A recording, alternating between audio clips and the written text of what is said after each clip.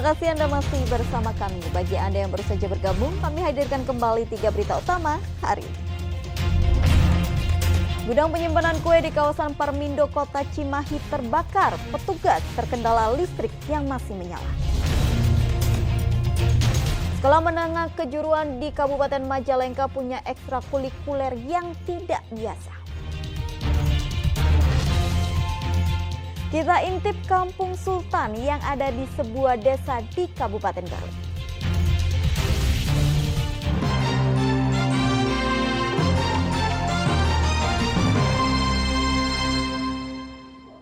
Salah satu SMK di Kabupaten Majalengka memiliki kegiatan ekstrakurikuler yang tidak biasa, yakni balap motor.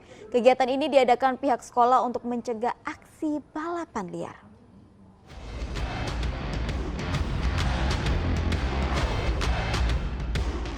Yang Anda saksikan bukanlah ajang balap motor, namun sebuah ekstrakurikuler dari SMK Korpri Majalengka. Ya, siswa SMK di sini bisa menyalurkan energinya dengan balap motor pada trek yang ada di halaman sekolah. Mereka akan dilatih layaknya atlet balap motor profesional. Tak hanya latihan di lapangan sekolah, para siswa juga latihan di sirkuit Cibatu Majalengka setiap Sabtu dan Minggu. Ekstrakurikuler yang tak biasa ini hadir sejak 2018 lalu. Race track dan road race jadi pilihannya. Adanya ekstrakurikuler ini sebagai wadah bagi pelajar untuk menyalurkan hobinya dan mencegah aksi balap liar. Menampung bakat-bakat siswa, jadi untuk mengarahkan ke arah positif supaya jangan sampai istilahnya ada terbawa arus yang tidak karuan atau apalagi yang namanya anarkis. Itu untuk kendaraan sendiri Pak disediakan dari sekolah apa gimana Pak? Untuk kendaraan sendiri di sini di sekolah disiapkan kebetulan ada 3 unit, berikut pakaian ya berpak. Artinya siswa tidak boleh memakai kendaraan itu ke sekolah? Kebetulan kalau misalnya siswa tidak boleh untuk membawa kendaraan yang khusus untuk road race. Tidak boleh dibawa ke sekolah? Tidak boleh. Kalau ada yang punya juga? Iya betul. Selain melatih kemampuan mengendarai sepeda motor, para siswa juga belajar memodifikasi motor untuk latihan balap. Tak jarang mereka juga memakai motor sendiri. Tak hanya siswa laki-laki, ekstrakurikuler balap motor juga diikuti pelajar perempuan. Seperti Lilis Nur Aisyah yang sudah hobi motor sejak duduk di bangku sekolah dasar. Meski kerap jatuh saat berlatih, tak membuat Lilis melunturkan cita-citanya sebagai pembalap profesional. Sendiri sih, kalau dorongan mah Baru sekarang. Nah nggak sulit nggak untuk ini jalurnya? tidak terlalu sulit. Tidak terlalu sulit. Pernah mengalami jatuh nggak? Pernah. Itu di mana? Gimana? Ya gitu, biasa aja. Paling pegal-pegal. Pegal-pegal. Cita-citanya gimana untuk kedepannya? Ya semoga aja dari sini tuh bisa mengembangkan dari gitu. Pengen jadi pembalap juga? Prestasi. Pihak sekolah menyediakan 3 motor yang telah dimodifikasi khusus. Tak hanya sekedar menyalurkan hobi, beberapa siswa di sini juga telah memenangi sejumlah perlombaan. Diharapkan lewat ekstrakurikuler ini bisa melahirkan bibit-bibit pembalap motor di masa mendatang. Agun Gunawan melaporkan dari Majalengka. Sebagai ucapan rasa syukur atas hasil laut, masyarakat pesisir Pangandaran melakukan ritual dengan melarung dongdang berisi hasil bumi. Dongdang yang dilarung menjadi rebutan nelayan yang mencari berkahnya. Tandu berisi hasil bumi adalah bagian dalam sedekah laut oleh warga pesisir pantai selatan Pangandaran. Usai dibawa keliling desa, tandu atau dongdang ini dibawa perahu ke tengah laut untuk dilarung. Ritual yang diadakan setiap tahun di bulan Muharram ini adalah cara warga mengucapkan syukur atas hasil laut yang mereka peroleh.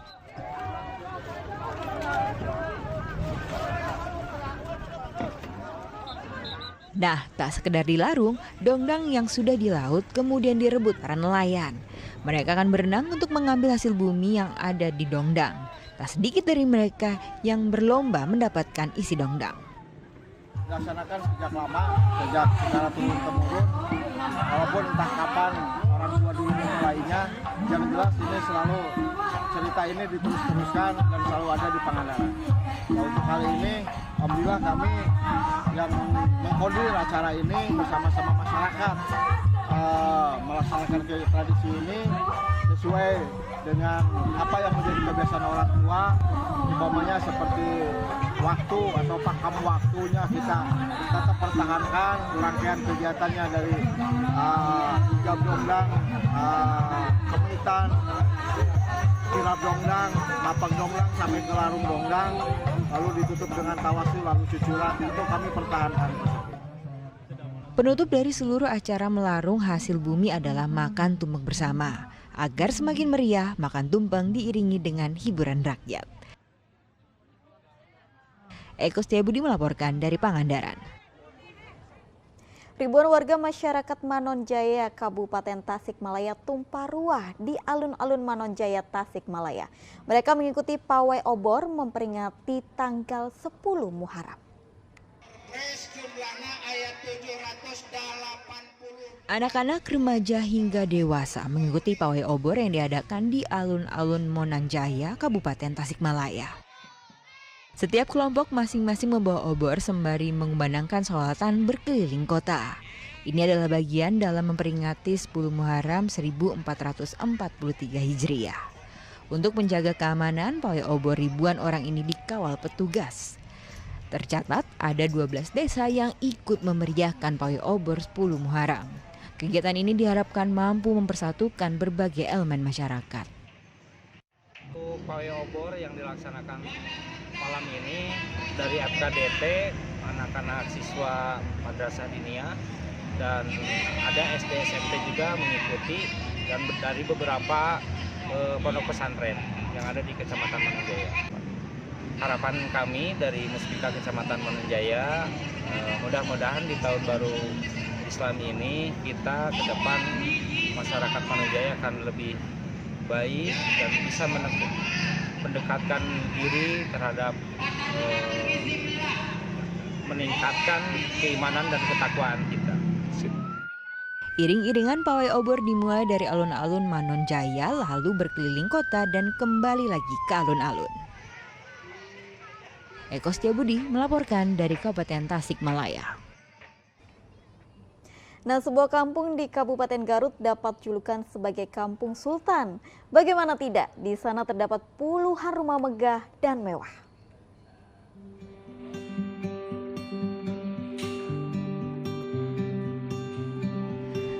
Saat melihat bentuk dan desain rumah seperti ini, pasti terbayang ada di tengah perkotaan modern. Namun pemikiran itu salah. Karena rumah-rumah mewah ini berada di Kampung Pangauban, Desa Jangkurang, Kecamatan Leles, Garut. Tak jarang kampung ini dijuluki sebagai Kampung Sultan. Arsitektur mewah dan megah jadi pemandangan biasa saat berkeliling di jalan desa. Tak jarang mereka juga memajang mobil mahal. Meski disebut sebagai Kampung Sultan, warga setempat merasa sebagai warga biasa. Rata-rata merupakan lulusan sekolah dasar. Namun usaha yang mereka jalankan sudah bertahun-tahun. Rata-rata sebagai pengusaha kerajinan tas. Oh iya, orang-orang di sini biasa saja, udah terbiasa. Emang dari banyak orang, dari yang lain banyak bilang ini Kampung Sultan, tapi orang sini nggak merasa kalau itu Sultan. Biasa aja, tidak ada yang lainnya. Itu berawal dari para penjahit yang di Bandung, yang bekerja di Bandung, terus pulang ke sini buka jahit, awalnya gitu aja, terus berkembang hingga sampai sekarang. Pembangunan rumah besar di desa ini mulai pada awal 2000-an. Selain rumah, warga kampung juga memiliki masjid yang megah. Tempat ibadah ini disumbang oleh pengusaha tas kampung setempat. Meski begitu, mereka masih menganggap dirinya bukan pengusaha besar. Bangunan-bangunan itu ini masih baru, masih ya sekitar sekarang tahun 2015 ke sini. Tapi mereka itu ngebangun usaha itu sudah hampir 20 sampai 25 tahun, ada yang 30 tahun baru bisa dapat rumah itu. Kampung Miliarder ini ya saya rasa kurang tepat ya, karena tidak seheboh yang dibayangkan, karena kami di sini masih termasuk golongan pengusaha menengah ke bawah, bukan menengah ke atas. Memiliki usaha yang sukses, mereka tetap memiliki jiwa sosial yang tinggi karena memperkerjakan semua warga di kampung sehingga tak ada pengangguran di kampung ini. Usaha tas yang dimiliki warga rata-rata dikirim ke berbagai wilayah hingga keluar Pulau Jawa. Eko Syabudi melaporkan dari Kabupaten Garut. Informasi tadi mengakhiri jumpa kita hari ini. Atas nama rekan yang bertugas, saya Tabita Putri mengucapkan terima kasih atas kebersamaan Anda. Selamat beraktivitas dan sampai jumpa.